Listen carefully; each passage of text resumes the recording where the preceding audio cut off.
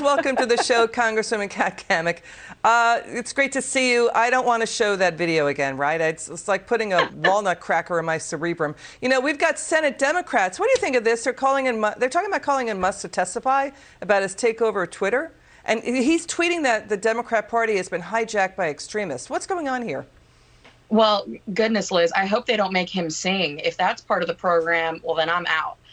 That was disturbing. And so, yes, please don't share that video again. But, you know, calling in Elon Musk, it's interesting timing. One, because of now this new disinformation oversight committee that has been propped up by Homeland Security. Curious at the timing, of course, at the purchase of Twitter by Elon Musk. And all of a sudden now they care.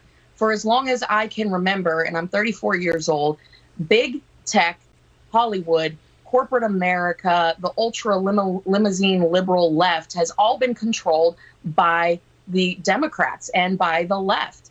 And now all of a sudden they care about free speech? No, I think they care about dependency and control. That's the root of their agenda. And now they're fearful that Americans are going to start learning the truth. And oh my gosh, heaven forbid, have a intellectual conversation with diversity of thought. Yeah. Curious. Yeah, they care only about their speech, not yours, right?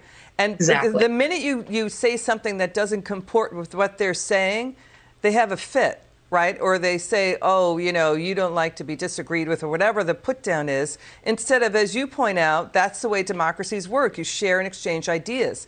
Bad speech is cured by better speech and ideas. I mean, the world's wealthiest person, by the way, Elon Musk, he supported Barack Obama.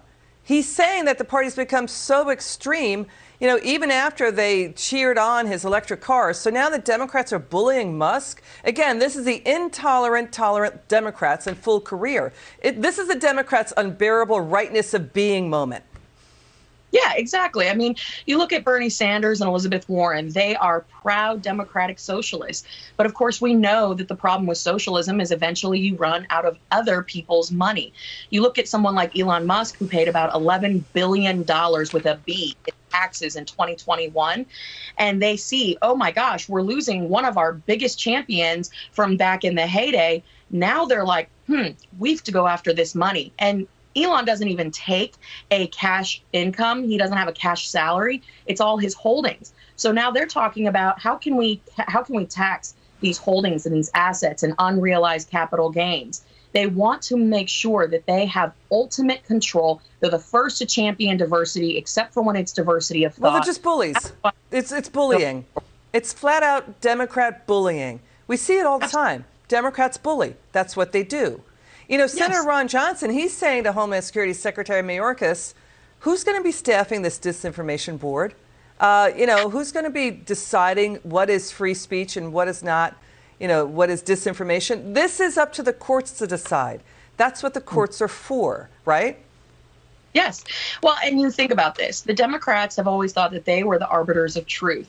But to your point earlier about bullying, I was in an elevator with one of my Democratic colleagues the other day, and she said to me that she has never in her life been more hazed, harassed, bullied, and pushed by people in her own party than she has in the last 2 years.